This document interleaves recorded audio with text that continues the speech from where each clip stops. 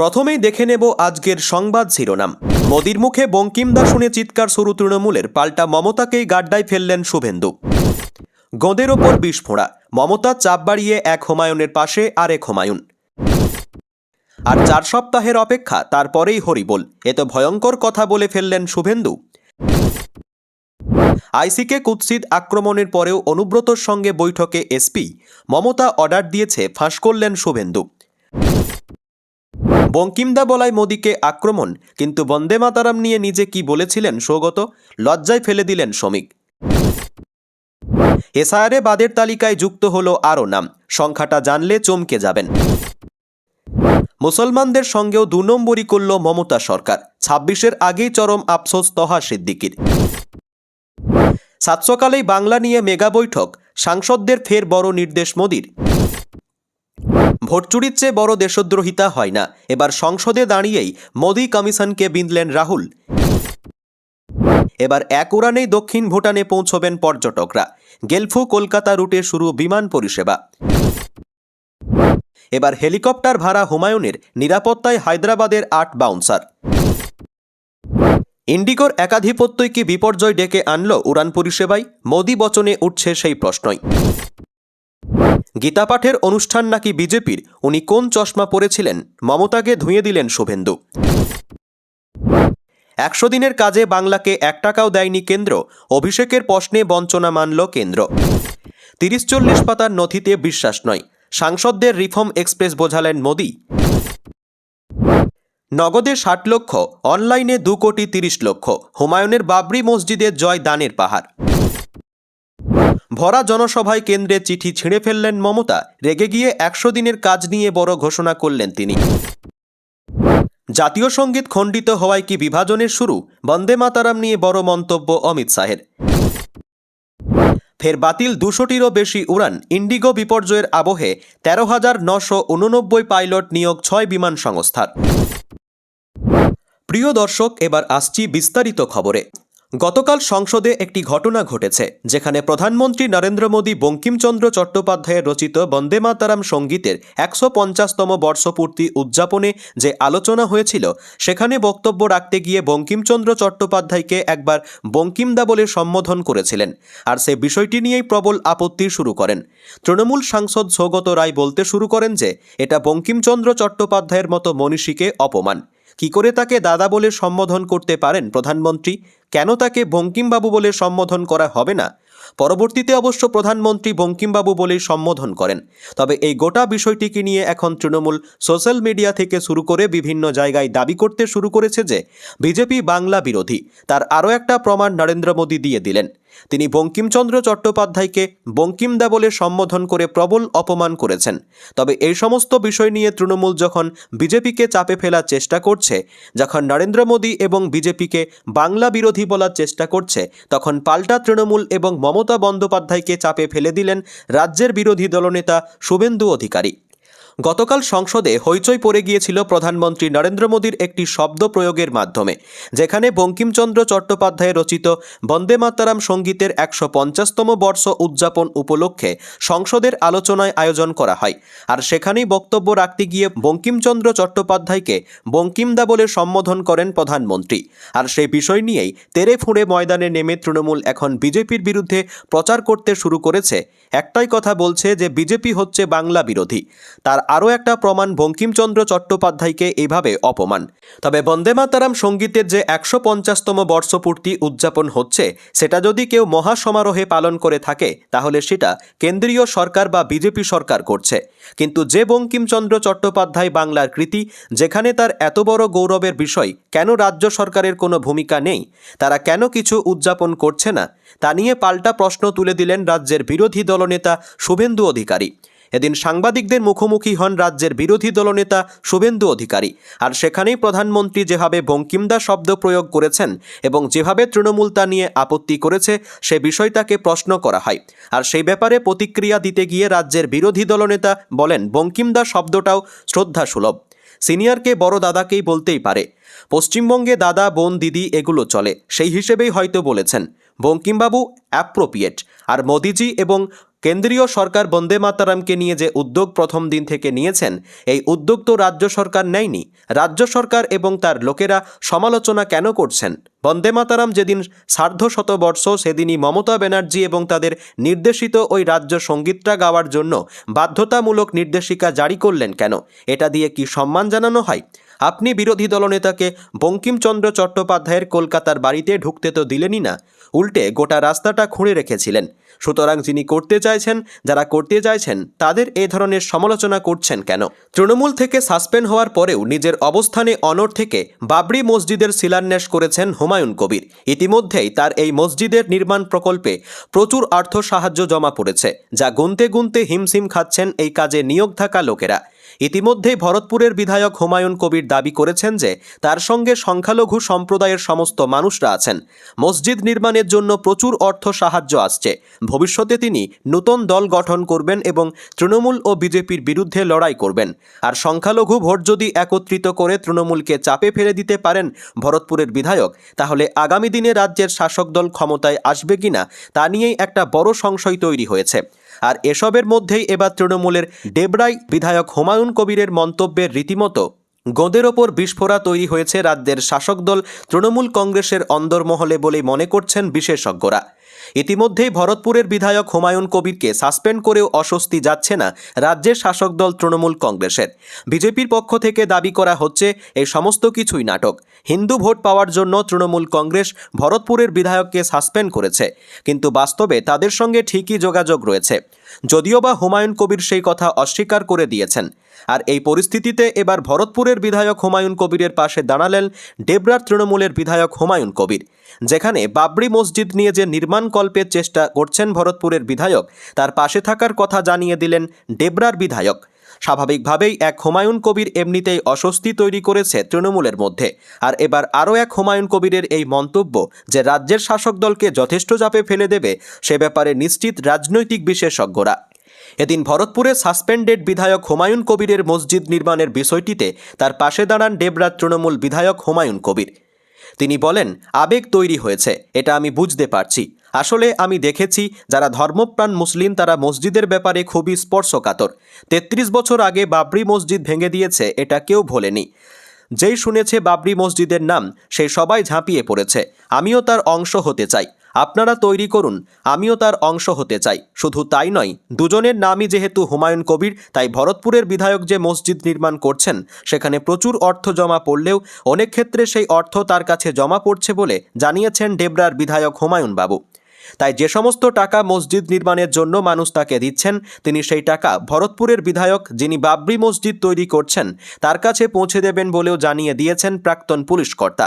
আর এখানেই প্রশ্ন উঠছে, তাহলে কি এবার ডেবরার বিধায়ক হুমায়ুন কবিরের বিরুদ্ধেও ব্যবস্থা নেবে তৃণমূল কংগ্রেস? কারণ যেভাবে এই বাবরি মসজিদ নির্মাণের ক্ষেত্রে ভরতপুরের বিধায়কের পাশে দাঁড়ানোর কথা ডেবরার বিধায়ক জানিয়ে দিলেন, তাতে কি দুই হুমায়ুনের বক্তব্যে রীতিমতো চাপ বাড়বে রাজ্যের মুখ্যমন্ত্রী মমতা বন্দ্যোপাধ্যায়ের? প্রশ্ন উঠছে রাজনৈতিক মহলে।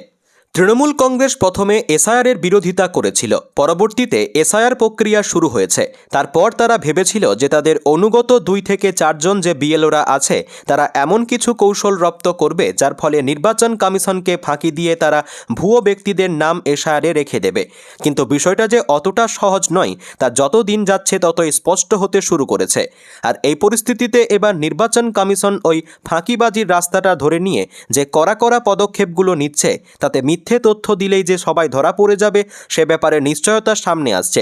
আর সেই জায়গায় দাঁড়িয়ে মমতা বন্দ্যোপাধ্যায় এবং তার দল অবৈধ ভোটারদের রাখার চেষ্টা করলেও কিছু বিএলও তাদের অনুগত হলেও শেষ পর্যন্ত যে কোনো কৌশল কাজে দেবে না, তা 4 সপ্তাহের সময়সীমার কথা উল্লেখ করে সমস্ত খেলা যে শেষ হয়ে যাবে তা স্পষ্ট করে দিলেন রাজ্যের বিরোধী দলনেতা শুভেন্দু অধিকারী। ইতিমধ্যে গোটা রাজ্য জুড়ে চর্চার বিষয় হয়ে দাঁড়িয়েছে এসআইআর প্রক্রিয়া। বিভিন্ন সময় নির্বাচন কমিশন নতুন নতুন নির্দেশিকা জারি করছে, তবে যাদের এই নির্দেশিকা জারি যে করতেই হবে এই ফাঁকিবাজিদের কৌশল বন্ধ করার জন্য তা এখন বুঝতে পেরেছে কমিশন। সেই কারণে প্রথম দিকে তারা লাটাই ছেড়ে রাখলেও এখন ধীরে ধীরে সেই লাটাইয়ের সুতো গোটানোর কাজটা শুরু করেছে। নির্বাচন কমিশন খুব ভালো মতোই উপলব্ধি করেছে যে পশ্চিমবঙ্গে ভুয়া ভোটারদের রাখার জন্য কিছু বিএলও দলদাসের ভূমিকা পালন করছে, আর যাদেরকে পরামর্শ দিচ্ছে আইপ্যাক নামক কোম্পানি। তাই এসআইআরের যে উদ্দেশ্য, সেই উদ্দেশ্য যদি এইভাবে চলে তাহলে সফল হবে না, ভুয়ো ভোটারদের নাম থেকে যাবে। আর সেই কারণে কমিশনের পক্ষ থেকে একের পর এক করার সিদ্ধান্ত সামনে আসতেই তৃণমূলের যারা দলদাস বিএলও রয়েছে, যারা ভুয়ো ভোটারদের রেখে দেওয়ার চেষ্টা করেছিলেন, তাদের অস্বস্তি বাড়ছে। আর সেই ব্যাপারেই বড় মন্তব্য করলেন রাজ্যের বিরোধী দলনেতা। এদিন সাংবাদিকদের মুখোমুখি হন রাজ্যের বিরোধী দলনেতা শুভেন্দু অধিকারী, আর সেখানেই তিনি বলেন তৃণমূলপন্থী বিএলওদের খুব যন্ত্রণা হচ্ছে। ওরা বলেছিল, মাননীয়া ম্যাডাম, আপনার কোনো চিন্তা নেই, আমরা সব ঠিক করে দেব, নির্বাচন কমিশন তো বহিরাগত, আমরা আপনার বাড়ির ছেলে, আমরা সব ঠিক করে দেব। এখন ঠিক করতে পারছেন না, নির্বাচন কমিশনও প্রথমে লাটায়ে সুতো ছেড়ে দিয়েছিল, এখন গোটাচ্ছে আস্তে আস্তে, যত দিন যাবে যন্ত্রণা বাড়বে, ওয়েট অ্যান্ড সি, আগামী 4 সপ্তাহে হরিবোল। গতকাল সংসদে বঙ্কিমচন্দ্র চট্টোপাধ্যায় রচিত বন্দে মাতরম সঙ্গীতের যে সার্ধশতবর্ষ, সে বিষয়ে সম্মান জানানোর পাশাপাশি আলোচনার জন্য সময় বরাদ্দ করা হয়। আর সেখানেই বক্তব্য রাখতে গিয়ে বঙ্কিমচন্দ্র চট্টোপাধ্যায়কে বঙ্কিমদা বলে সম্বোধন করেন প্রধানমন্ত্রী নরেন্দ্র মোদী। আর তাতেই প্রবল আপত্তি জানান তৃণমূল সাংসদ সৌগত রায়। তৃণমূল এমন একটা ভাব দেখাতে শুরু করে যে প্রধানমন্ত্রী নরেন্দ্র মোদী বঙ্কিমচন্দ্র চট্টোপাধ্যায়কে প্রবল অপমান করে ফেলেছেন। কিন্তু যে সৌগত রায় গতকাল প্রধানমন্ত্রী নরেন্দ্র মোদীর এই বঙ্কিমদা সম্বোধন নিয়ে এত চিৎকার চেঁচামেচি করছেন, তিনি একসময় এই বন্দে মাতরম সঙ্গীতকে কিভাবে অপমানিত করেছিলেন, এবার সেই পুরনো অতীতকে টেনে এনে তৃণমূল সাংসদদের বিড়ম্বনা বাড়িয়ে দিলেন বিজেপির রাজ্য সভাপতি শ্রমিক ভট্টাচার্য। ইতিমধ্যে কেন্দ্রীয় সরকারের পক্ষ থেকে গোটা দেশ জুড়ে বঙ্কিমচন্দ্র চট্টোপাধ্যায়ের এই বন্দে মাতরম রচনা যে 150 বছর পূর্তি চলছে, তা মহা সমারোহে পালন করা হচ্ছে। কিন্তু যে বঙ্কিমচন্দ্র চট্টোপাধ্যায় বাংলার কৃতি সন্তান, সেখানে বাংলার সরকারের পক্ষ থেকে তেমন কোনো উদ্যোগ দেখতে পাওয়া যাচ্ছে না কেন, তা নিয়ে ইতিমধ্যেই প্রশ্ন তুলছেন বিজেপি নেতারা। তবে গতকাল প্রধানমন্ত্রী নরেন্দ্র মোদী এই বিষয়ে আলোচনা করতে গিয়ে বঙ্কিমচন্দ্র চট্টোপাধ্যায়কে বঙ্কিমদা বলে সম্বোধন করার সঙ্গে সঙ্গেই তৃণমূলের বিরোধিতা করতে শুরু করেন তৃণমূল সাংসদ সৌগত রায়। এভাবেই বঙ্কিমচন্দ্র চট্টোপাধ্যায়কে সম্বোধন করা উচিত নয় বলে মন্তব্য করেন। পরবর্তীতে অবশ্য নরেন্দ্র মোদী ভুল শুধরে নিয়ে বঙ্কিমবাবু বলে সম্বোধন করেন। কিন্তু তারপরেও তৃণমূল এখন বিভিন্ন ক্ষেত্রে প্রচার করতে শুরু করেছে যে প্রধানমন্ত্রী নরেন্দ্র মোদী এই বঙ্কিমদা বলে সম্বোধন করে বাংলা ও বাঙালিকে অপমান করেছেন। কিন্তু যারা এত বেশি করে প্রশ্ন তুলছেন যে সৌগত রায় প্রধানমন্ত্রী নরেন্দ্র মোদীর এই মন্তব্যের পরিপ্রেক্ষিতে সোচ্চার হচ্ছেন, তিনি একসময় এই বন্দে মাতরম সঙ্গীতকে যেভাবে সাম্প্রদায়িক বলে আখ্যা দিয়েছিলেন, সেই তথ্য তুলে ধরে বর্ষিয়ান তৃণমূল সাংসদকে লজ্জায় ফেলে দিলেন রাজ্য বিজেপির সভাপতি। এদিন প্রধানমন্ত্রীর বঙ্কিমদা সম্বোধনে যে আপত্তি তৃণমূল সাংসদ সৌগত রায় তুলেছিলেন, সে বিষয়ে পাল্টা মুখ খোলেন বিজেপির রাজ্য সভাপতি তথা সাংসদ শ্রমিক ভট্টাচার্য। তিনি বলেন, বঙ্কিমচন্দ্র চট্টোপাধ্যায়কে অপমান করার কোনো ইচ্ছা প্রধানমন্ত্রীর ছিল না। বঙ্কিমচন্দ্র চট্টোপাধ্যায় বা বন্দে মাতরমের প্রতি যে শ্রদ্ধা নরেন্দ্র মোদী দেখিয়েছেন, তা অতীতে কংগ্রেস দেখায়নি। কংগ্রেস বন্দে মাতরমকে খণ্ডিত করেছে, বঙ্কিমচন্দ্রকে অপমান করেছে। এমনকি যে সৌগত রায় আজকে বঙ্কিমচন্দ্রকে নিয়ে বিবৃতি দিচ্ছেন, এই সৌগত রায় বলেছিলেন আনন্দ মঠের মধ্যে সাম্প্রদায়িকতার গন্ধ আছে, বন্দে মাতরম একটি সাম্প্রদায়িক সঙ্গীত, এটা সৌগত রায়ের বক্তব্য। সুতরাং যে কংগ্রেস নেতাজি সুভাষচন্দ্র বসু থেকে শুরু করে বন্দে মাতরমকে অপমান করেছে, সেই কংগ্রেসের গর্ভ থেকে জন্ম নেওয়া তৃণমূল কংগ্রেসের কোনো নৈতিক বা রাজনৈতিক অধিকার নেই এটাকে রাজনৈতিক ইস্যু বানানোর। ইতিমধ্যে পশ্চিমবঙ্গে এসআইআর প্রক্রিয়া শুরু হয়ে গিয়েছে। তবে প্রথম থেকেই আরও একাধিক রাজ্যে এসআইআর শুরু হলেও সেখান থেকে কোনো অশান্তির খবর না এলেও একমাত্র যে সমস্ত খবর পাওয়া যাচ্ছে তা পশ্চিমবঙ্গকে কেন্দ্র করে, যার ফলে এখানে যে সরকার রয়েছে তারা সবথেকে বেশি অবৈধ ভোটারদের রেখে দিতে চাইছে। এজন্যই এত সমস্যা হচ্ছে বলে দাবি করছে বিরোধীরা। প্রতিনিয়ত রাজ্যের বিরোধী দলনেতা দাবি করে আসছিলেন যে সঠিকভাবে এসআইআর হলে 1 কোটির বেশি মানুষের নাম বাদ যাবে। তবে প্রথম যে সংখ্যাটা সামনে এসেছিল, সেখানে 27 লক্ষ নাম বাদ যাচ্ছে, এমন একটা তথ্য বিভিন্ন মাধ্যমে উঠতে শুরু করেছিল। আর এই তথ্যের ফলে অনেকেই স্পষ্ট হয়ে গিয়েছিলেন যে এসআইআরের প্রক্রিয়াতেও যথেষ্ট গাফিলতি রয়েছে। তৃণমূল কংগ্রেস প্রভাব বিস্তার করে অবৈধ ভোটারদের নাম রেখে দিয়েছে, কিন্তু যত সময় গিয়েছে ততই সেই সংখ্যাটা বাড়তে শুরু করেছে। আর এবার শেষ পাওয়া খবর অনুযায়ী এসআইআরে বাতিলের তালিকায় যুক্ত হলো আরও নাম। প্রথম থেকেই এসআইআর প্রক্রিয়াকে কী করে বানচাল করা যায়, কী করে তাকে বন্ধ করে দেওয়া যায়, তার জন্য মরিয়া চেষ্টা চালাচ্ছে তৃণমূল কংগ্রেস। এই অভিযোগ তুলতে শুরু করেছিল বিরোধীরা। এখনও পর্যন্ত তারা প্রশাসনকে কাজে লাগিয়ে বিএলওরা যাতে মিথ্যে তথ্য সিস্টেম আপলোড করতে এবং অবৈধ ভোটারদের যাতে রাখা যায় তার জন্য সব রকম কৌশল অবলম্বন করছে বলেই অভিযোগ বিজেপির। তবে কোনো কৌশল করে যে অবৈধ ভোটারদের রাখা যাবে না তা যত সময় যাচ্ছে ততই নির্বাচন কমিশনের একের পর এক পদক্ষেপের মধ্য দিয়ে স্পষ্ট হয়ে যাচ্ছে। আর শেষ পাওয়া খবর অনুযায়ী পশ্চিমবঙ্গে এসআইআর প্রক্রিয়ায় এখনও পর্যন্ত প্রায় 56 লক্ষ মানুষের নাম বাদ পড়েছে। জানা গিয়েছে ইতিমধ্যেই এসআইআর প্রক্রিয়ায় প্রতিনিয়ত বাতিলের তালিকার সংখ্যাটা ক্রমশ বাড়তে শুরু করেছে। আর গতকাল পর্যন্ত বাংলায় এসআইআরে 56,37,771 জনের নাম বাদ গিয়েছে, যার মধ্যে মৃত ভোটার হিসেবে রয়েছেন 23,98,345 জন।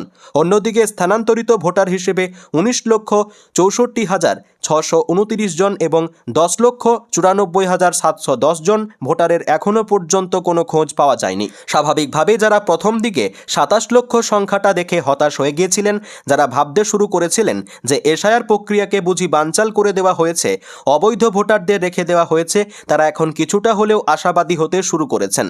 যেভাবে প্রতিনিয়ত অবৈধ ভোটারদের নাম বাদ পড়ছে তাতে শেষ পর্যন্ত এই বাতিলের সংখ্যাটা কোথায় গিয়ে দাঁড়ায় সেদিকেই নজর থাকবে সকলের। 2026-এর নির্বাচনের আগে ক্রমশ বদলাতে শুরু করেছে পশ্চিমবঙ্গের রাজনৈতিক সমীকরণ। বিজেপি এতদিন দাবি করে আসছিল যে তারা সংখ্যালঘুদের ভোট চাইলেও তাদেরকে সমর্থন করেন না, তারা বিশ্বাস করেন মমতা বন্দ্যোপাধ্যায় এবং তার দলকে।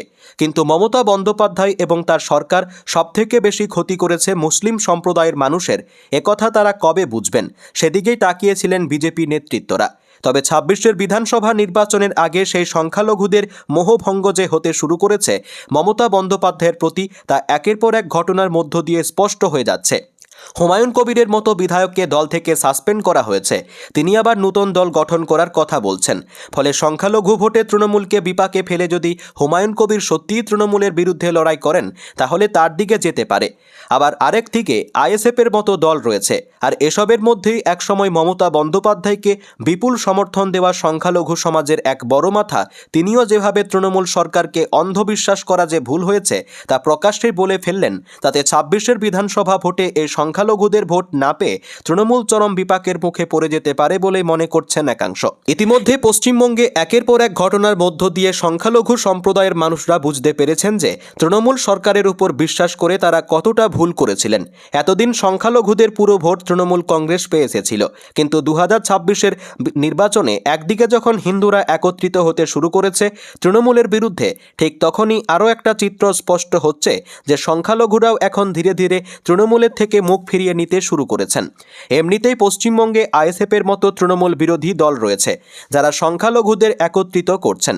অন্যদিকে একইভাবে বাবরি মসজিদের শিলান্যাস করা তৃণমূলের সাসপেন্ডেড বিধায়ক হুমায়ুন বাবু যেভাবে নতুন দল গঠন করার কথা বলছেন এবং যেভাবে বৃহত্তর জোটের কথা বলছেন, তা যদি হয় তাহলে সংখ্যালঘু ভোটের সামান্য অংশ যে তৃণমূল পাবে না তা খুব ভালো মতো করে স্পষ্ট হচ্ছে রাজনৈতিক বিশেষজ্ঞদের কাছে। আর এসবের মধ্যেই এবার তহা সিদ্দিকীর মতো সংখ্যালঘু সমাজের এক বড় মাথা, তিনিও যেভাবে তৃণমূল সরকারের প্রতি অসন্তোষ প্রকাশ করলেন তাতে কিন্তু চরম বিপদের মুখে দাঁড়িয়ে রয়েছে মমতা বন্দ্যোপাধ্যায়ের দলের সংখ্যালঘু ভোট ব্যাংক বলে মনে করছেন বিশেষজ্ঞরা। এদিন তৃণমূল সরকারের প্রতি চরম অসন্তোষ প্রকাশ করেন ফুরফুরা শরীফের পীরজাদা তহা সিদ্দিকী। তিনি বলেন, পশ্চিমবঙ্গের মুসলমানদের মন ভেঙে গিয়েছে, এই সরকারকে আমরা অন্ধবিশ্বাস করেছি, অন্ধবিশ্বাস করার জন্য কি আমাদের এত বড় শাস্তি পেতে হলো? মানুষ ভাবছে এই সরকার আমাদের সঙ্গে বিশ্বাসঘাতকতা করল, এই সরকার আমাদের সঙ্গে 2 নম্বরীও করল। এর সরাসরি প্রভাব আগামী বিধানসভা নির্বাচনে পড়বে। বিহারে জয়ের দিনের সন্ধ্যায় দলীয় কর্মীদের মুখোমুখি হয়ে বক্তব্য রাখতে গিয়ে নরেন্দ্র মোদীর বাংলা দখলের সুর বেঁধে দিয়েছিলেন, স্পষ্ট করে দিয়েছিলেন যে এবার বাংলায় ক্ষমতায় আসাই তাদের প্রধান টার্গেট। পরবর্তীতে কিছুদিন আগেই সংসদের অধিবেশনের ফাঁকে বাংলার সাংসদদের নিয়ে একটি আলোচনা করেছিলেন প্রধানমন্ত্রী।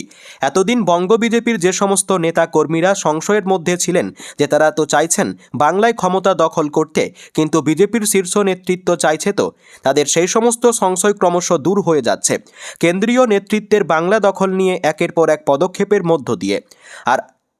আজ এনডিএর সমস্ত সাংসদদের নিয়ে সাত সকালে বৈঠকে ফের আরও একবার বাংলার প্রসঙ্গ তুলে ধরলেন প্রধানমন্ত্রী। সামনে 2026-এর নির্বাচন। পশ্চিমবঙ্গ বিজেপি এবার ক্ষমতায় আসার ব্যাপারে যথেষ্ট আত্মবিশ্বাসী। তবে কেন্দ্রীয় বিজেপি বাংলায় ক্ষমতা দখল করার ব্যাপারে সিরিয়াস কিনা তা নিয়ে এতদিন সংশয় ছিল, কিন্তু সমস্ত সংশয় দূর করে দিয়েছে প্রধানমন্ত্রীর তৎপরতা। আজ এনডিএ পার্টির সমস্ত সাংসদদের নিয়ে বৈঠকে প্রধানমন্ত্রী যে বার্তা দিলেন তাতে বোঝা যাচ্ছে যে পশ্চিমবঙ্গ দখলের ব্যাপারে কোনো ঢিলেঢালা মনোভাব রাখতে রাজি নয় বিজেপি তথা এনডিএ শিবির। সূত্রের খবর, এদিন এনডিএর সংসদীয় দলের বৈঠকে যোগ দেন প্রধানমন্ত্রী নরেন্দ্র মোদী। সকাল 9:30টায় অনুষ্ঠিত হওয়া এই বৈঠকে সমস্ত সাংসদদের সঙ্গে মিলিত হন তিনি। আর সেখানে বিহার জয়ের জন্য সকলে প্রধানমন্ত্রী নরেন্দ্র মোদীকে অভিনন্দন জানান। পরবর্তীতে এবার যে তাদের একমাত্র লক্ষ্য বাংলা জয় তা স্পষ্ট করে দেন প্রধানমন্ত্রী। শুধু তাই নয়, 3 গুণ বেশি করে কাজ করার জন্য সাংসদদের পরামর্শ দিয়েছেন তিনি। জানা গিয়েছে, আগামী 11ই ডিসেম্বর প্রধানমন্ত্রীর বাসভবনে একটি নৈশভোজের আয়োজন করা হয়েছে। আর সেখানেই এনডিএর সমস্ত সাংসদদের নিয়ে আগামী দিনের রূপরেখা সংক্রান্ত বার্তা দিতে পারেন প্রধানমন্ত্রী নরেন্দ্র মোদী। সেখানে সামনে যেহেতু বাংলায় নির্বাচন আর বাংলা দখল করাই এখন বিজেপির পাখির চোখ, সে কারণেই সেই বাংলা সংক্রান্ত বড় কোনো টিপস দিতে পারেন নরেন্দ্র মোদী বলে মনে করছেন রাজনৈতিক বিশেষজ্ঞরা।